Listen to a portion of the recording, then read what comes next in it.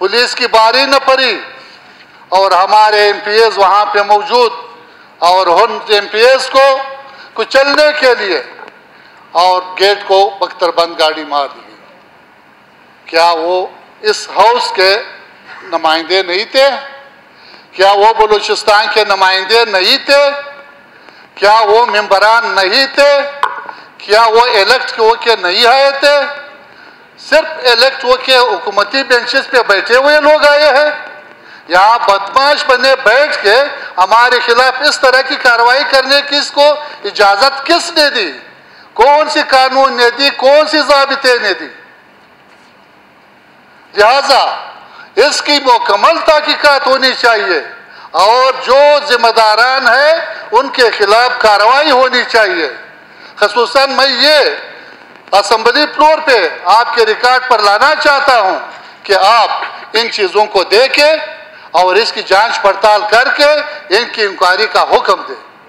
जनाब चेयरमैन, दूसरी बात, बलूचिस्तान की जितनी भी वसाइल है वो गैर आईनी तरीके से जो तकसीम और बंदरबांट हो रही है उसके हवाले से किसी ने यह सोचा है कि आया मेरे घर का पता तो मुझे है कि मेरे घर में किस चीज की जरूरत है और आपके घर का पता आपको है कि आपके घर में किस चीज की जरूरत है। क्या आपको हॉस्पिटल की जरूरत है, स्कूल की जरूरत है, रोड की जरूरत है, पानी की जरूरत है, हेल्थ की जरूरत है? किस चीज की मुझे जरूरत है? क्या आप यहां बैठ के वहां आसमान से आप पे वही आ रही है कि यहां पे ये चीज रखो, चाहे जेल कड़े में जाए, जरूरत हो या ना हो मैंने रख दिया। पूछ तो लो कि किस आरिये में किस चीज की जरूरत होती है। तजवीज तो लो, बेशक हमसे ना करवाओ, हमारे खाते में मत डालो, अपने खाते में डालो, चूंकि बलूचिस्तान के तो आप मालिक बने बैठे हैं, हमारे तो कोई हैसियत बलूचिस्तान में नहीं है, चूंकि हम पे तो बख्तरबंद गाड़ी भी चला सकते हैं आप। आज तो आप इख्तिदार में है, कल आप घर जाएंगे कि नहीं? इसका तो हिसाब होगा। अगर आज आपने गवर्नमेंट की मशीनरी को अपोजिशन के खिलाफ इस्तेमाल किया, गवर्नमेंट के पुलिस को अपोजिशन के खिलाफ इस्तेमाल किया और आपने सबको उठाया कि हाँ ये हमारे असेंबली में कोई चोर डाकू अंदर हुए हैं, लुटेरे या खुदकश अंदर दाखिल हुए हैं, आके इसके खिलाफ कार्रवाई करो। किसी के पास तो एक चाकू भी नहीं थी। इतने फोर्स लाने की फिर आपको जरूरत कहां पड़ गई? फिर दूसरे दिन फिर आपको इतनी फोर्स की क्या जरूरत पड़ी? हम तो थाने में थे। फिर तीसरे दिन आपको क्या जरूरत पड़ी? आपने बलूचिस्तान के पुलिस की भी तौहीन की है, आपने बलूचिस्तान के इंतजामी मामलात की भी तौहीन की है, आपने हर लिहाज से आईन और कानून की वायलेशन की है। लिहाजा इन चीजों का और इन मामलात का आप इदराक करें और मुख्तलिफ हलकों में आपने जिन लोगों को फंड दिया है क्या वो बलूचिस्तान के उन लिस्टों में शामिल नहीं है जो गवर्नमेंट को मतलूब थे? कल तो आप उनके खिलाफ कार्रवाई कर रहे थे, आपने गवर्नमेंट की मशीनरी इसी तरह अलर्ट कर रखी थी, लेकिन आप उनको फंड दे रहे। यह अजीब बात है, ये मंतक समझ नहीं आ रही। बलूचिस्तान की पीएचडीपी को हम कैसे महफूज कर सकते हैं? कि हम किसको फंड दे सकते हैं, कहां दे सकते हैं? तमाम हलकों से लोग मुंतखब हो के आए हैं। हमारे हल्के में एक रोड रखा गया है, वो गुज़श्ता हुकूमत में 16-17 में बन चुका है, किला अब्दुल्ला टू गुलिस्तान। गुज़श्ता गवर्नमेंट में 16-17 में वो रोड बन चुका है और उसके शोल्डर बकाया है, अभी तक बने नहीं है। उस पर आपने बजट में रकम रख के 14 किलोमीटर किस खाते में रखा, कैसे रखा? पीएचडीपी नंबर 251 है। اور اس پہ یہ بھی شو کیا PSDP میں کہ اس پر 35% کام ہو چکا ہے. کہاں ہوا؟ گھر کا مالک تو میں ہوں، مجھے پتا ہے کہ ادھر روڈ تو یہ تو بن چکا تھا. گزشتہ گورنمنٹ نے پشتونخوا نے بنایا، اس کے پائپ کلوٹ ابھی باقی ہے، ڈالے نہیں گئے ہیں. وہ پیسے کہاں گئے؟ چاہیے تو یہ ہمارا تو ڈیمانڈ یہ ہے کہ گزشتہ گورنمنٹ کی اس کارکردگی کو دیکھا جائے کہ بھائی ان کے پائپ کلوٹ ابھی تک کیوں نہیں بنے ہیں، ان کے شولڈر ابھی تک کیوں نہیں بنے ہیں. اور آپ نے ہٹ کے اس کو سرینو رکھ دیا، اور اس کے لیے آپ نے 14 کروڑ روپے رکھ دیے. کیا سرینو یہ روڈ بن رہا ہے؟ اور اس پہ پیمنٹ بھی ہو چکی ہے.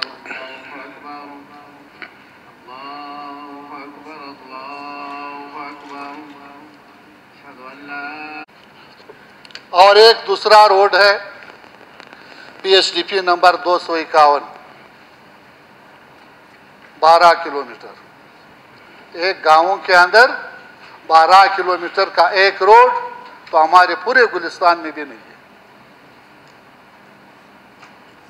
تو اس کا مطلب یہ ہوا کہ یہ نوازشات ہے، یہ کرپشن ہے، یہ فج ہے. تیسری بات، حالیہ PSDP میں 30 کروڑ روپیہ رکھے گئے ہیں PSDP number 6، PSDP number 29، PSDP number 42. ایک ہی ٹائٹل دیا گیا ہے قلعہ عبداللہ میں. PVC pipe, bore, solar system, pumping machinery وغیرہ، ان قلعہ عبداللہ یہی ایک ہی ٹائٹل ہے تینوں کی. یہ صرف اور صرف کرپشن کے بادشاہ ہی نے رکھے ہیں ایگریکلچر پرپز میں. ہمیں تو کہا جاتا ہے کہ ذاتی اسکیمات کی کوئی گنجائش نہیں ہے، انفرادی اسکیم ہوگا نہیں. پھر جب ایگریکلچر پرپز میں یہ رکھی گئی رقم ہے، یہ کہاں جا رہی ہے؟ کون سے بور پہ جا رہی ہے؟ پرانے دکھا کے، نئے ظاہر کر کے پیسے جیبوں میں ڈال رہے ہیں. اس کی پھر پور انکوائری ہونی چاہیے اور دیکھا جائے آپ کی وساطت سے جناب چیئرمین. یہ میرا ڈیمانڈ ہے خصوصی طور پہ کہ آپ ان کو انکوائری کرے کہ بھائی یہ ایسی اسکیمات آپ کیسے رکھ سکتے ہیں. تیسری بات یہ ہے، 2 واٹر سپلائی اسکیم ایک گاؤں میں ایک ہی نام پہ رکھے گئے ہیں. ایک کے لیے PSDP نمبر 2801، دوسرا 3101. یہ دونوں ایک ہی نام سے، شمکزی کاریز شہباز خان. یہ تو ہمارے MP کے محترم اصغر خان نے رکھے ہیں. ایک کا لاگت ہے 1 کروڑ روپے، PSDP نمبر 2801 کا شہباز خان. دوسرا ہے 2 کروڑ 50 لاکھ روپے کا شہباز خان.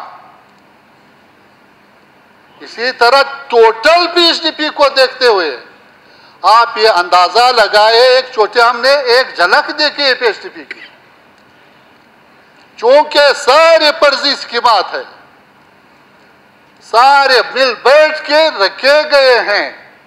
نوازشات ہم اس لیے کہہ رہے ہیں کہ ہمارے پاس یہ ثبوت موجود ہے. اس گاؤں کو میں جانتا ہوں، یہ میرا حلقہ انتخاب ہے، یہ میرے ووٹرز ہے.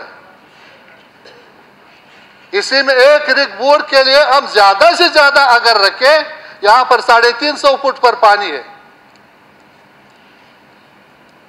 پہاڑی ایریا ہے، لیکن اس میں ایک بور کے لیے شہباز خان 1 کروڑ روپے اور دوسرے کے لیے 2 کروڑ 50 لاکھ روپے.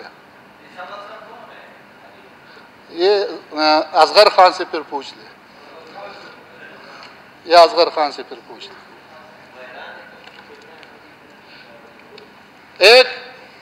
دوسری بات یہ ہے کہ جناب والا ہم اس لیے اعتراض اٹھا رہے ہیں کہ محترم وزیر اعلیٰ صاحب کہہ رہے ہیں کہ اپوزیشن والے تو ہم سے ابھی آگے نکل چکے ہیں، ہمیں بجٹ کا پتہ نہیں ہے، ان کو کیسے پتہ چلا؟ ہم جب 14 تاریخ کو اپوزیشن نے ریکوزٹ اجلاس طلب کی تو اپوزیشن نے اسی لیے طلب کی کہ بھائی آپ اپوزیشن سے رائے لیجئے، اگر ہماری اسکیمات آپ نے شامل کرنے تھے تو کر لے، ورنہ ہم نشاندہی صحیح طور پر آپ کو کر سکیں گے۔ لیکن انہوں نے جیسے کہ ابھی آپ کو دکھائی دے رہا ہے، بجٹ سے متعلق جو ذمہ داران ہے وہ کوئی بھی نہیں ہے،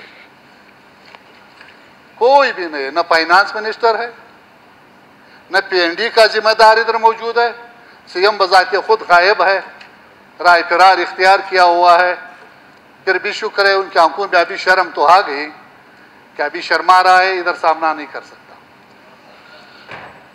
تیسری بات یہ کہ آپ کے بلوچستان کا 2008 میں ٹوٹل بجٹ، یہاں پہ سردار عبد الرحمان صاحب بیٹھے ہیں، 77 ارب روپے تھا۔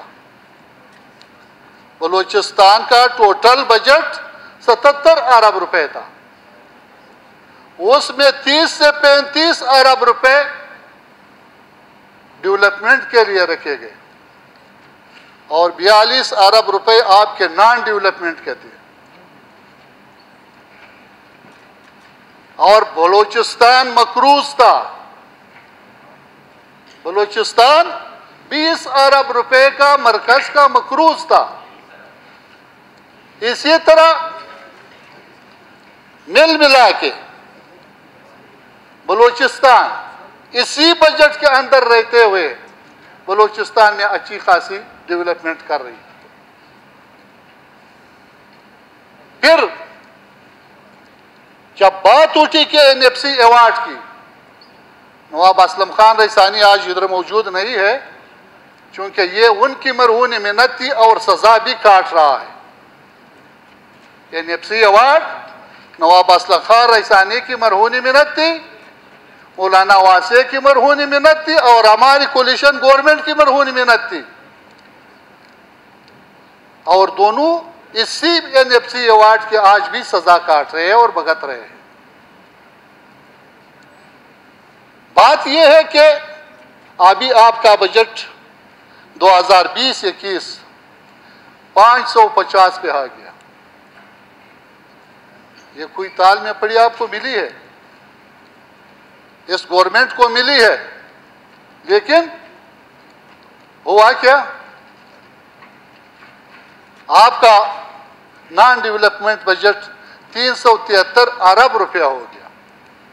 42 ارب اور 373 ارب کا موازنہ کرے جناب والا، ہمارے 42 ارب میں سب کچھ ٹھیک تھا، نان ڈیولپمنٹ بجٹ میں سب خوش تھے،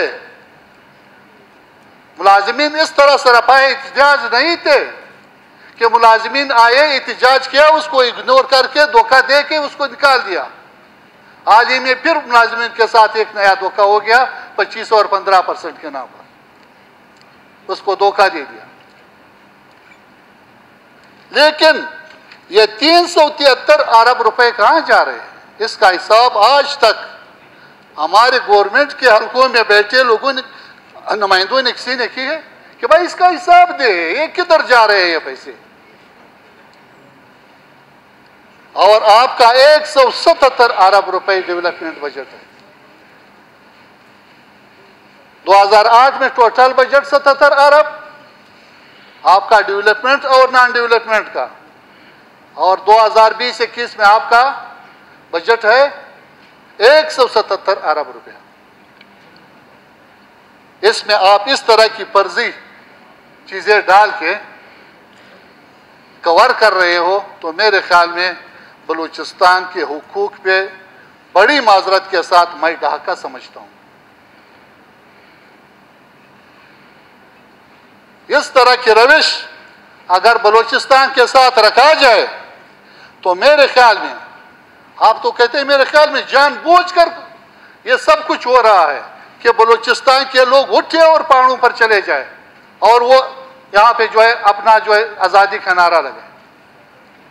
177 ارب میں بلوچستان میں کیا کچھ نہیں ہو سکتا 1 کروڑ 20 لاکھ کی آبادی میں۔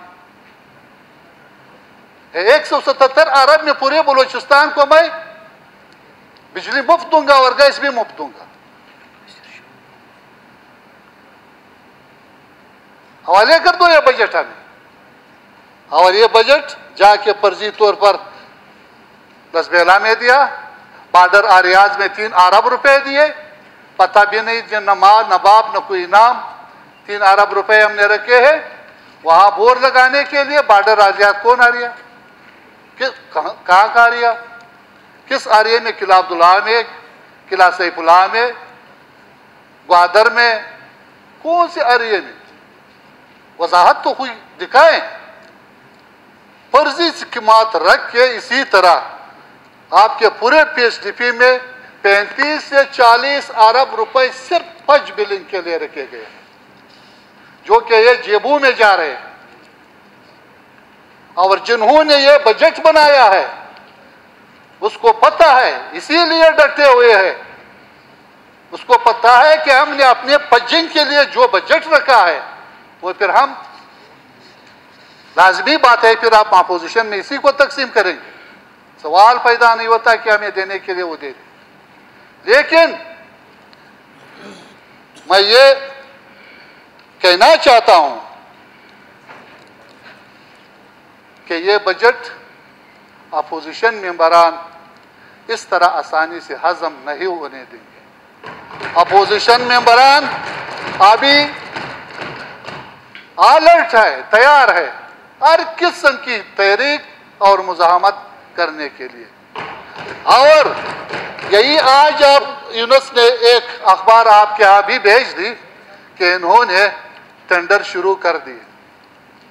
ہمارے تو پورے سال میں 5 رک بور کے ٹینڈر نہیں ہوئے، لاسٹ میں آ کے اس پہ کٹ لگتا کہ بھائی یہ نہیں ہوگا۔ پورا پی ایس ڈی پی میں جتنے بھی کام تھے وہ نہیں ہو رہے تھے، روڈ نہیں بن رہے تھے، ہاسپٹل نہیں بن رہے تھے، اسکول نہیں بن رہا تھا۔ لسبیلے میں ایک دن میں ٹینڈر بھی ہوا، پی سی 1 بھی بنا اور وہاں پہ ریلیز بھی ہو گئی، کام بھی شروع ہوگا۔ اس کے باپ کا جاگیر ہے یہ، یا میرے باپ کی جاگیر ہے یہ، یا پورے بلوچستان کی ہے یہ؟ جتنا حق جناب چیئرمین میرے حلقے کا ہوگا اتنا ہی حق آپ کے حلقے کا ہوگا اور یہ منتخب نمائندوں کے حلقوں کا ہوگا۔ ہمیں تو ایک دوسرے سے بدست و گریبان کر دیا ہے، وہاں ہمارے معزز اراکین بیٹھے ہیں، ہم ایک دوسرے کو جو ہے غلط القاب میں ایک دوسرے کو دبوچ رہے ہیں۔ لیکن میں جانتا ہوں، جہاں تک میں سمجھا ہوں، کوئی کسی کے پاس ایک ٹکے کا بھی اختیار نہیں۔ جب کسی کے پاس کوئی اختیار ہی نہیں ہوگا، صرف ہاتھ اٹھانے کے لیے ہو، تو میرے خیال میں اس کو گلہ دینا، اس کو شکوہ دینا میرے خیال میں عبث ہوگا۔ چونکہ آپ کی وساطت سے ہم اپنی یہ پیغام ہائر اتھارٹیز کو بھی، اس بجٹ کے پشت پہ بیٹھے ہوئے لوگوں کو بھی، جو بجٹ انہوں نے بنایا ہے لا کے اس کو تما دیا ہے 3 بجے، اور 4 بجے اس نے کیبنٹ کو دکھایا اور 4:30 بجے ادھر آیا پیش کیا۔ اور یہ بھی سوال ہے جناب والا کہ وزیر اعلیٰ کو اس دن جب 1 ثانیہ پیش ہوا، گیٹ کو توڑا گیا، یہ پرمیشن کس نے دی کہ آپ کے لیے راستہ کھلا ہے، راستہ ہموار ہے، موسم بالکل صحیح ہے، آپ آ جائے ابھی، آپ آ جائے ابھی۔ تو میں کہتا ہوں کہ یہ بھی چھانبین ہونی چاہیے، ان کے خلاف بھی تحقیقات ہونی چاہیے کہ یہ پرمیشن کس نے دی۔ سب سے بڑا مجرم وزیر اعلیٰ خود ہوگا یا وہی ہوگا؟ جان بوجھ کر وہ کر رہے تھے. وزیر اعلیٰ کو میں مورد الزام اس لیے ٹھہرا رہا ہوں کہ یہ اوس کا لیڈر آف دا اوس ہے. وہ ان سب چیزوں کو دیکھ سکتا ہے, وہ ان سب چیزوں کو پرکھ سکتا ہے. اگر جان بوجھ کر وہ اس طرح کی حرکتیں کر رہا ہے تو شاید بڑی معذرت کے ساتھ کل کو یہ تو گھر جائے گا, کل کو تو یہ گھر جائے گا. یہ انتقامی کارروائی کے ساتھ ہوگی کسی نہ کسی طریقے سے. یہ بلوچستان جس کو آپ روایتی صوبہ کہہ رہے ہیں کہ بھائی یہ روایتی صوبہ ہے اور اس میں روایات کی پاسداری ہوتی ہے اور ہر کوئی ایک دوسرے کا احترام کرتا ہے. روایات کی پاسداری یہ تھی جو انہوں نے کر دی. احترام کا حد یہ تھا کہ انہوں نے کر دی, اور احترام کا حد یہ ہے کہ یہ کرسیاں خالی پڑی ہے. بجٹ کا بائیکاٹ کیوں ہم نے کیا؟ ہمیں پتا تھا کہ بجٹ میں اپوزیشن حلقوں کے لیے کچھ بھی نہیں ہے, زیرو پہ رکھے گئے. جب اپوزیشن حلقوں کے لیے کچھ بھی نہیں ہے, آپ نے گوارا کیوں نہیں کیا اپوزیشن سے بات کرنے کی؟ ہمیں تو پتا تھا کہ اپوزیشن حلقوں کے لیے کچھ بھی نہیں.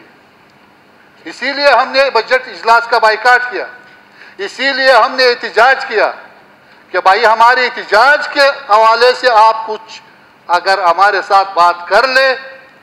بن سکتے تھے, انکار کرتے کہ نہیں دوں گا. پھر یہ کیوں کہہ رہے کہ ہم نے سارے حلقوں کو برابر کی بنیاد پر حقوق دیے ہے, فنڈ برابری کی بنیاد پہ ان پہ رکھا ہے. میرے حلقے میں تو میں نے آپ کو 2-3 چیزیں بتا دی ہے, بقیہ جب میں نکالوں گا پھر آپ کو پتہ چلے گا کہ میرے حلقے میں کن لوگوں کو دیا گیا ہے. وہی لوگ ہوں گے جو ان کے آشیرواد حاصل کرنے کے لیے ہے. ہمارے یہاں ایک ہال رکھا گیا ہے, امتحانی ہال, اس نام کا اسکول ہمارے پورے گلستان میں نہیں ہے. بات کر رہے ہوں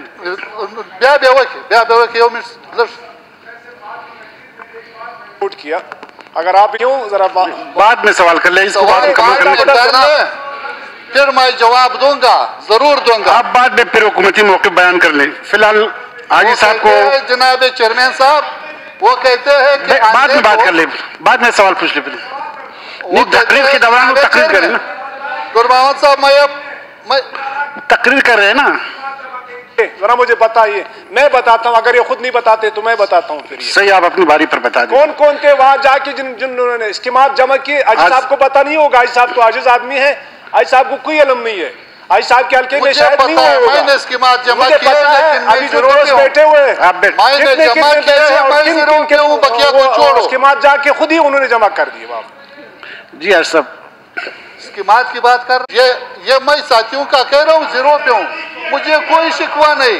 اگر یہ یار جناب مجھے بات کرنے دیا, بس میرا نام بیچ میں کس نے لیا. بات یہ ہے کہ اس طرح کی معاملات جو چل رہے ہیں تو ہمارے پشتوں میں 1-2 اشعار میں ذرا عرض کروں, پھر میں ختم کرتا ہوں. تقریر تو بہت لمبی ہے, لیکن ایک خاص بیس بات جو ہے سینیٹر عثمان خان کاکڑ کے لیے میں دل کی عطا گہرائیوں سے اس کو خراج تحسین بھی پیش کرتا ہوں. اور اس کے ساتھ ساتھ جو ثانیہ ہوا اس کی پرپور انکوائری ہونی چاہیے, تحقیقات ہونی چاہیے. یہ جو کمیشن بنی ہے وہ اس پر عمل درآمد کرے اور سختی سے کرے, جو بھی ہو اس کو کھپے کردار تک پہنچائے. اسی کے ساتھ پشتوں میں 1-2 شعر میں عرض کرتا ہوں. ارشاد. ہمارے پشتوں جو بھائی ہے وہ سمجھتے بھی ہوں گے, نسلہ پر ترجمہ کر لیں. ٹھیک ہے. وہ یار نور کو ظلمنا چ ارمان دی پات نسی د نن ورځ منم چې ستا ده د سبا ویلی نسم.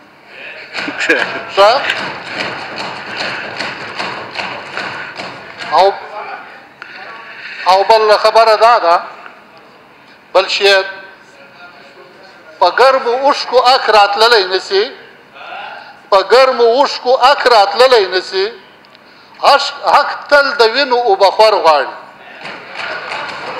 حق په آسانه چا موندلی نه دی حق قربانی مدام د سر غواړي اس کی میں ترجمہ آپ کو کر دوں دونوں کی یہ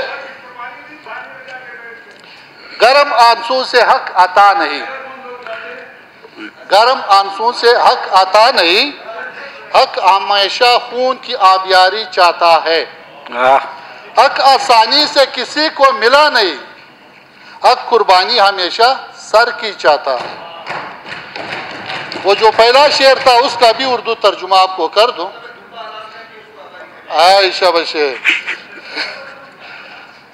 وہ کہتے ہیں یار اور کرو مظالم کہ آپ کی آسرت ہی نہ رہے کہ یہ باقی رہ گیا مانتا ہوں آج کا دن آپ کا ہے کل کا میں کہہ نہیں سکتا بہت شکریہ حاجی صاحب